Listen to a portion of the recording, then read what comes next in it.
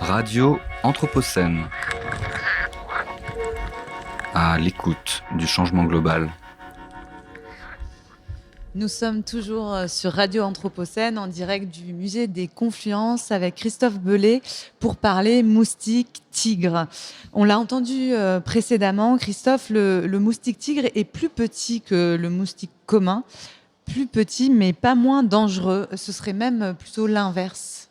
Alors oui, tout simplement parce que le moustique tigre, actuellement, c'est la seule espèce de moustique présente en métropole qui est capable de transmettre un certain nombre de virus qu'on appelle les arbovirus, comme la dengue, le chikungunya ou le Zika. Donc il est surveillé pour cette particularité. Et donc le moustique, j'ai lu quelque part qu'il était un vecteur compétent et capable. Ça veut dire quoi ? Alors, ça veut dire qu'il est capable d'assurer la multiplication du virus et de le transmettre notamment à des hôtes humains.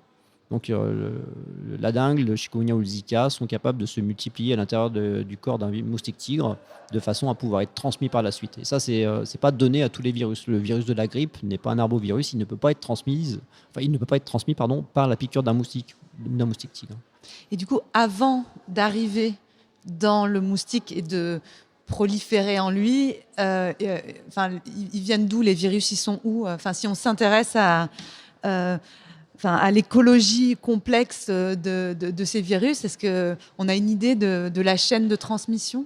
Alors pour la dengue, le chikungunya et le Zika, le réservoir, ça va être les humains. Et le moustique tigre va s'infecter en prenant un repas de sang sur une personne malade. Donc en fait, c'est une sorte de cycle.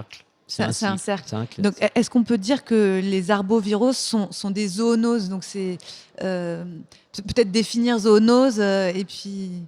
Alors, les zoonoses, ça va être des pathologies qui vont toucher les animaux. Donc, on parle de zoonoses. Certains virus sont d'abord des zoonoses et puis, à la faveur d'évolution, peuvent être transmis ensuite et toucher des populations humaines. Et là, on ne parle plus de zoonoses. Et donc là, on passe de humain à moustique à humain. Donc on est dans un rapport humain-animal qui est encore différent de la peste, par exemple. Alors non, parce que la peste, le réservoir de la peste, c'est les rats notamment, et le vecteur, ça va être la puce. Donc c'est le même système, mais à l'échelle des puces. Et on l'a entendu tout à l'heure, donc le moustique est un animal dangereux, voire l'animal le plus dangereux au monde pour l'être humain. Il y a certains scientifiques qui le montrent, du fait de cette caractéristique de vecteur compétent et capable de maladies létales. Pourtant, l'enquête sociologique qui a été menée au sein du projet Serious, elle montre que les habitants et les habitantes de la métropole de Lyon, elles considèrent ce moustique plus comme une gêne, une nuisance que comme un risque sanitaire. Qu'est-ce que ça vous inspire ? Pour l'instant, ça va correspondre à la situation qu'on connaît en métropole et en Auvergne-Rhône-Alpes. C'est-à-dire qu'on subit beaucoup plus les nuisances provoquées par moustique tigre que les phénomènes de transmission vectorielle liés à cette espèce. Même si ça augmente à l'échelle de la France métropolitaine maintenant assez régulièrement. Alors j'ai fait une petite recherche sur les données parce que je me souvenais de certaines, mais pas de toutes, à titre d'exemple. Donc on va parler de cas importés.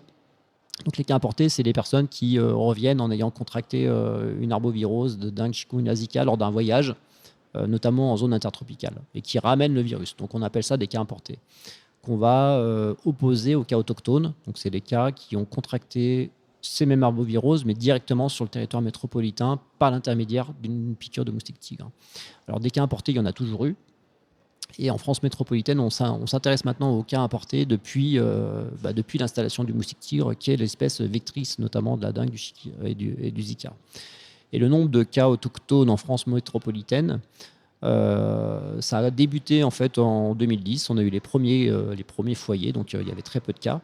Donc en 2010, il y avait eu un cas de dengue autochtone en France métropolitaine et un cas de chikungunya. Et puis, ça augmente progressivement. Et depuis 3 ans, on observe une augmentation du nombre de cas autochtones. Et ça, c'est en lien avec le nombre de territoires métropolitains qui sont de plus en plus impactés par la présence du moustique tigre. Donc, la probabilité d'être piqué par un moustique tigre qui se serait infecté sur une personne malade, elle augmente tous les ans. Donc là, juste pour les données, en 2022, vous avez eu 9 foyers en France métropolitaine pour 66 cas de dengue. En 2023, vous avez eu 9 foyers de dengue, 45 cas. Et en 2024, donc l'année de surveillance, elle n'est pas encore terminée, elle va se terminer au 30 novembre, on est à 11 foyers, 10 de dengue, 76 cas, et un chikungunya, avec un seul cas. Donc ça, c'est ce nombre de cas autochtones. Voilà, maintenant c'est parti, ça va augmenter tous les ans assez régulièrement. Donc là, le risque est en train d'augmenter à l'échelle de la France métropolitaine. Donc pour l'instant, c'est toujours la nuisance qui est l'inquiétude principale de nos concitoyens, mais le risque de transmission vectorielle, il augmente maintenant tous les ans assez régulièrement. Et donc là, on parle de risque. Vous avez dit inquiétude. Vous êtes inquiet? Alors oui, il faut l'être. Il faut commencer à l'être. Voilà, ça fait une vingtaine d'années que Moustique Tigre est installé. Pour l'instant, c'était que les nuisances, donc les gens n'étaient pas forcément très réceptifs aux messages de prévention. Maintenant, on s'aperçoit que le risque de transmission, il augmente tous les ans, donc c'est une question à prendre au sérieux. Et vraiment à se mettre dans la tête que cette probabilité, elle augmente et que les gestes de prévention ou de suppression de gîtes larvaires pour jouer sur la densité vectorielle du moustique tigre, voilà, ça devient vraiment important à mettre en place. Et donc, vous faites partie de l'EID du Rhône. Oui. Je crois qu'il y a eu des cas autochtones de dengue dans le Rhône en 2019. Quelle est la situation pour nous ici à Lyon? Alors, je vais vous parler de l'Auvergne-Rhône-Alpes. Donc en 2019, il y a eu 2 cas à Caluire, 2 cas autochtones de dengue. Et vous en avez eu 2 en 2022 dans la Drôme. Pardon, pas en 2022, en 2023 dans la Drôme à Bourg-les-Valences. Et vous avez eu 2 nouveaux cas cette année dans la Drôme à Montélimar, des cas autochtones. Et donc, comment est-ce qu'on les identifie, ces cas? Comment est-ce qu'on surveille ce risque? Alors en France métropolitaine, depuis 2006, il y a un plan qui vise justement à surveiller l'apparition de cas autochtones d'arbovirose, dengue, chikungunya, Zika.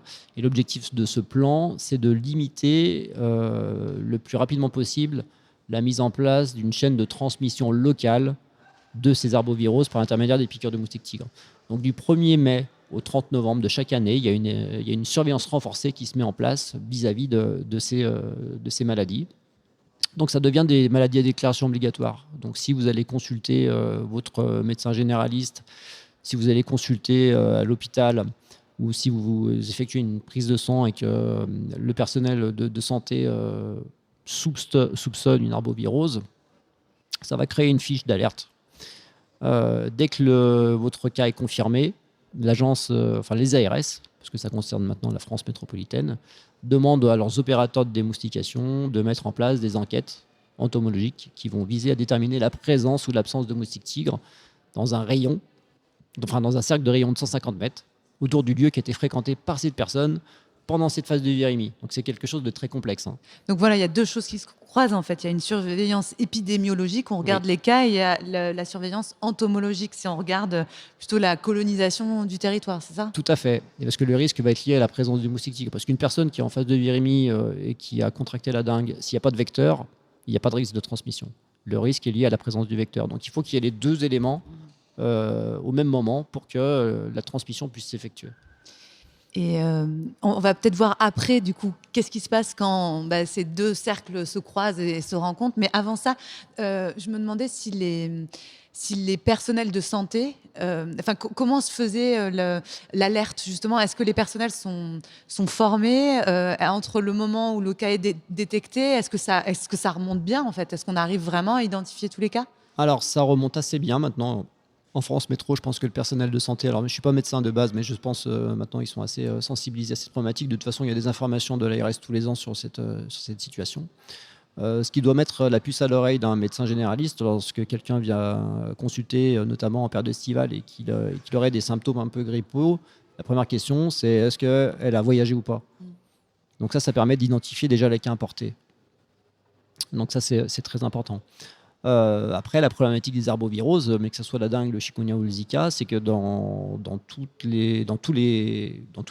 certaines situations, les gens peuvent être des cas asymptomatiques. Donc, on peut très bien contracter la dengue et avoir 0 symptôme. Et dans ce cas-là, eux, ils passent à travers les mailles du filet, Ouais. parce que jamais ils vont consulter parce qu'ils sont pas bien, parce qu'ils n'ont pas de symptômes. Donc pour eux, tout va bien.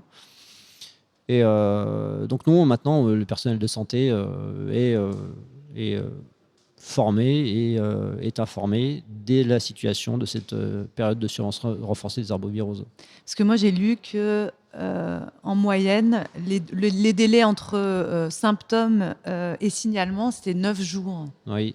Enfin, je sais pas, ça m'a pas rassurée. Alors, c'est ce qu'on appelle plutôt la phase de virémie. Donc, vous avez la date de début des signes. Donc là, ça veut dire que votre virémie, elle a déjà débuté. Et alors après, les symptômes peuvent être plus ou moins légers, ça peut être plus grave ou pas. Nous, on a vu des gens qui avaient contracté la dengue avec quelques symptômes et ça ne les empêchait pas de pratiquer du VTT ou du running. Hein. Et puis, on a vu d'autres personnes qui étaient allongées et qui ne bougeaient pas de leur chambre. Donc, oui, c'est 9 jours, mais c'est une moyenne en fait. D'accord. Oui, il y a tout ce qui se passe en dehors de la moyenne. Donc, imaginons, on a un cas symptomatique qui remonte bien comme il faut. On a le croisement des deux cercles, épidémiologie, entomologie. Qu'est-ce qui se passe ?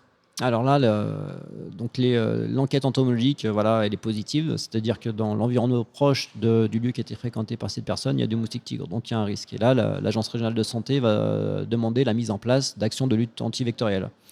Et ces actions de lutte antivectorielle, elles ont plusieurs formes. La première, ça va être déjà la neutralisation des gîtes larvaires, donc, qui ont été identifiés dans ce cercle de rayon de 150 mètres. Donc ça va être déjà d'essayer de réduire à la source la production de moustiques tigres. Et la deuxième action, ça va être la mise en place de traitements adulticides, donc traitements qui vont viser à tuer les moustiques tigres adultes potentiellement infectés, de façon à enrayer cette probabilité de transmission. Et l'objectif de ces traitements, c'est de faire chuter brutalement la densité vectorielle. Ce n'est pas de l'éradication, parce que ce n'est pas possible, ce n'est pas un objectif qui est atteignable, mais c'est de faire chuter brutalement la densité vectorielle.